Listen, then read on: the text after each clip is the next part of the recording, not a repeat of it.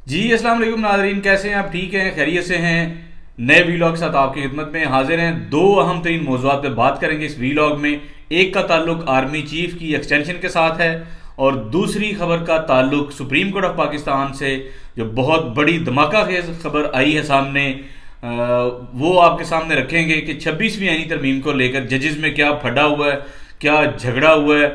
और ये लड़ाई अब किस तरफ आगे बढ़ेगी, इसके मुतालिक आपको मुकम्मल तफसीलात से आगाह करेंगे। सबसे पहले आपको बताएं कि आज पार्लियामेंट का इजलास था। कौमी असम्बली में आज के इजलास में आर्मी एक्ट में तरमीम जो हैं वो मंजूर की गई हैं, जिसके नतीजे में अब आर्मी चीफ और दीगर जो मुसल्लह अफवाज के सरबराहान हैं, जिसमें नेवल चीफ है या एयर चीफ है, उनकी मुद्दत मुलाजमत 3 साल की बजाय उसको बढ़ाकर 5 साल कर दिया गया है। ये बहुत बड़ी डेवलपमेंट है, बहुत बड़ी खबर है। आप इसको बराह रास्त इस तनाजुर में भी देख सकते हैं कि ये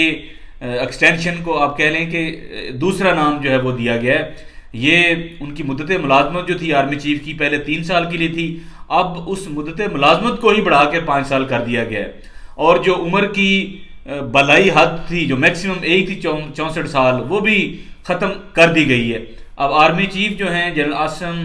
मुनीर साहब, ये क्योंकि 2022 में तैनात हुए थे आर्मी चीफ के, ये 2027 तक तो इनकी मुद्दत वैसे ही बनेगी, लेकिन क्योंकि 64 साल की जो मैक्सिमम एज है वो भी ख़त्म कर दी गई है इस अमेंडमेंट के नतीजे में, तो मुमकिन तौर पर ये 2027 में भी अगर इनको एक्सटेंशन देनी हो या इनका टेन्योर बढ़ाना हो तो वो भी ऐन मुमकिन है।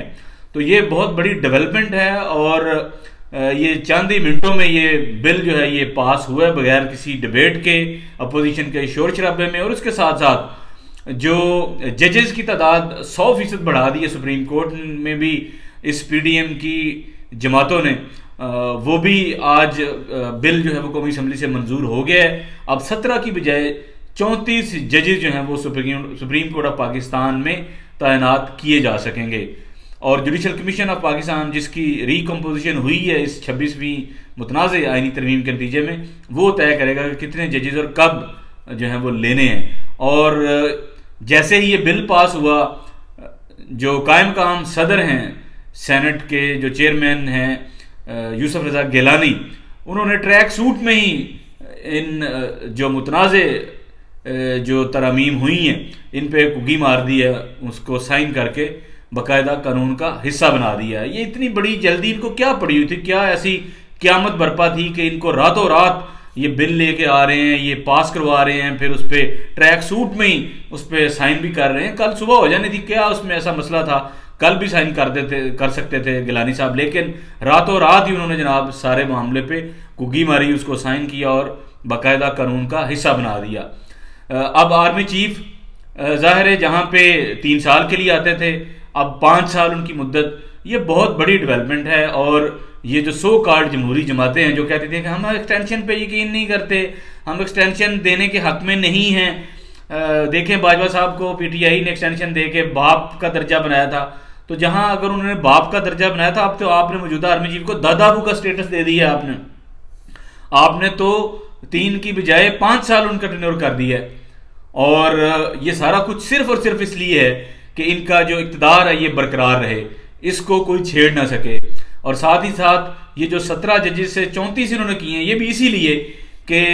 मौजूदा सुप्रीम कोर्ट में अगर आज़ाद जजेस की तादाद ज़्यादा है जिनको मैनेज करना हुकूमत के लिए मुश्किल हो रहा था, तो उन्होंने कहा कि जाले और मतवाले और पटवारी ठोक दो, सुप्रीम कोर्ट भर दो, हाई कोर्टें भर दो इन जजेस से, ताकि हमें कोई मुश्किल ना आए, हमारी मर्जी और मंशा के खिलाफ कोई फैसला ना आए। और इसीलिए ये रातों रात जनाब मिनटों में ये सारी तरमीम करके उन्होंने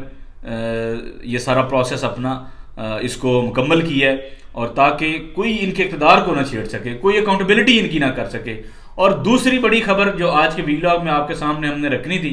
वो जनाब सुप्रीम कोर्ट ऑफ पाकिस्तान की सफ़ेद अमारत से आ रही है। बहुत बड़ी खबर है कि सुप्रीम कोर्ट ऑफ पाकिस्तान के जो सीनियर तरीन 2 जजेज हैं, जस्टिस मंसूर अली शाह और जस्टिस मुनीब अख्तर, उन्होंने जो जजेस कमेटी में भी शामिल हैं, क्योंकि 3 रुकनी जजेस कमेटी है, और जब चीफ जस्टिस ऑफ पाकिस्तान का हलफ लिया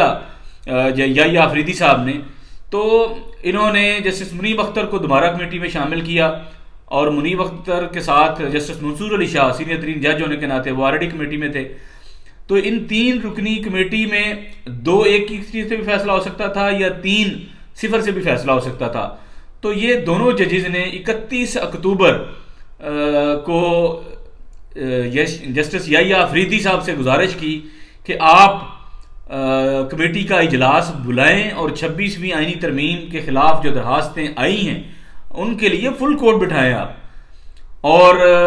जस्टिस मंसूर अली शाह आप जैसे जानते हैं कि चंद दिन पहले ही उम्रा की अदायगी से वापस आए थे और आते साथ ही ये सबसे बड़ा काम, इसके लिए उन्होंने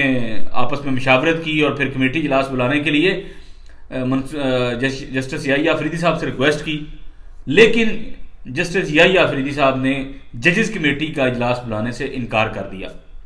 इजलास नहीं बुलाया। ये बहुत बड़ी डेवलपमेंट है सुप्रीम कोर्ट ऑफ पाकिस्तान से जो आ रही है। और हसनात मलिक पाकिस्तान ट्रिब्यून के लिए काम करते हैं, पाकिस्तान के टॉप के जर्नलिस्ट हैं, मुस्तनद सहाफ़ी हैं, अपना वीलॉग भी करते हैं। ये खबर उन्होंने मतीउल्लाह जान साहब के साथ उनके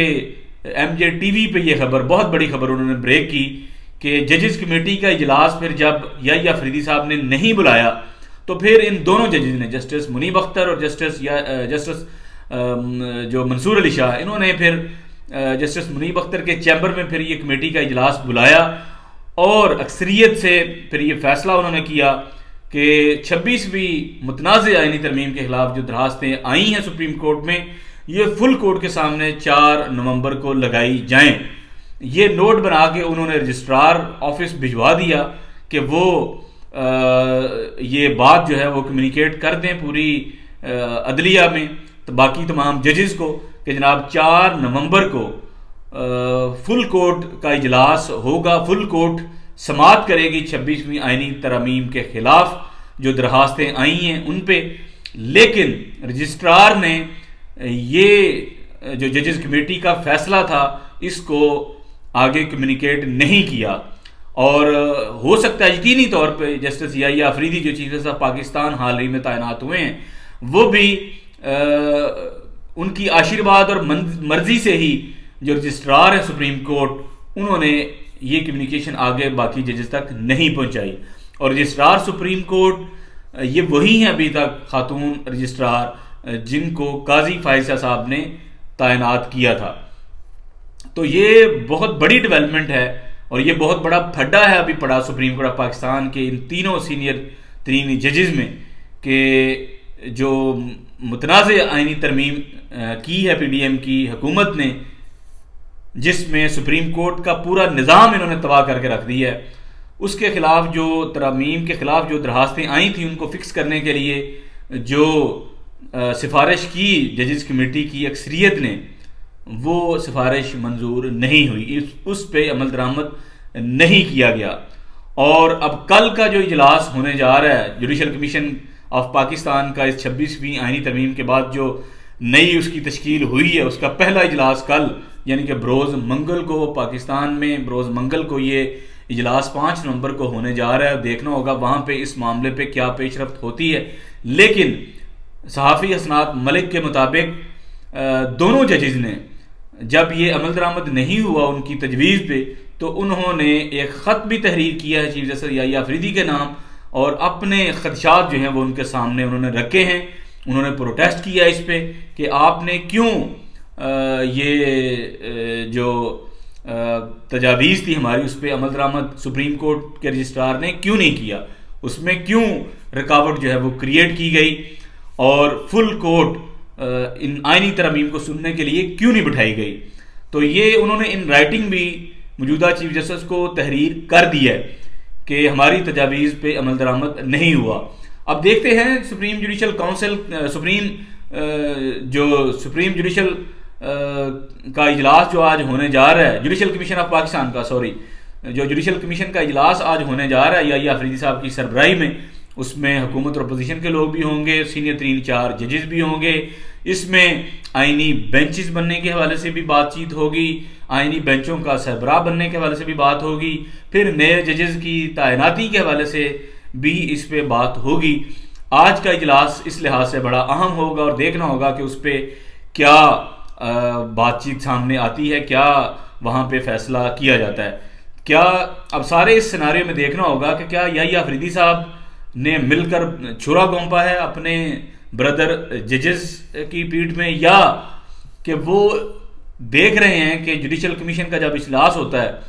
तो वहाँ पे वो अपना मौक़िफ़ क्या अडॉप्ट करते हैं। क्या उनकी नज़र में कोई और हिकमत अमली बेहतर हो सकती है इस 26वीं आईनी तरमीम के ख़िलाफ़ जो दरखास्तें आई हैं उनको टेकअप करने के लिए? क्या कोई नया वो अपना मौक़िफ़ सामने लेकर आते हैं, कोई नई तजवीज़ वो सामने लेकर आते हैं, या वो इस मौजूदा जो रजीम है उसके साथ मिलकर आगे बढ़ने का वो फैसला कर चुके हैं और हुकूमत के साथ या इस्टेब्लिशमेंट के साथ किसी भी किस्म का फड्डा वो लेने पे तैयार नहीं है। ये सारी बातें आज जब जुडिशल कमीशन ऑफ पाकिस्तान का इजलास होगा तो बहुत सी बातें आज वाज़े हो जाएंगी कि क्या याहिया अफरीदी साहब ने अपने ब्रदर जजेस के साथ धोखा किया है, उनके साथ दगा किया है उन्होंने, और वो मौजूदा रजीम के साथ उन्होंने हाथ मिला लिया है। ये सारी बातें आज के इजलास में वाजे हो जाएंगी। बहरहाल अभी तक की ये दोनों बड़ी खबरें कि आर्मी चीफ की एक्सटेंशन आप समझें हो गई है, अब वो 2025 में रिटायरमेंट के हवाले से वो अब घर नहीं जा रहे, या वो एक्सटेंशन के लिए अब तगोदो नहीं करेंगे। हुकूमत ने उनकी मुद्दत मुलाजमत जो है वो पहले ही 5 साल कर दी है, अब वो 2027 तक आराम से आर्मी चीफ रहेंगे। उसके बाद भी अगर उनकी मर्जी होगी तो वो एक्सटेंशन भी ले सकेंगे, क्योंकि 64 साल की जो मैक्सिमम उम्र की हद है उसको भी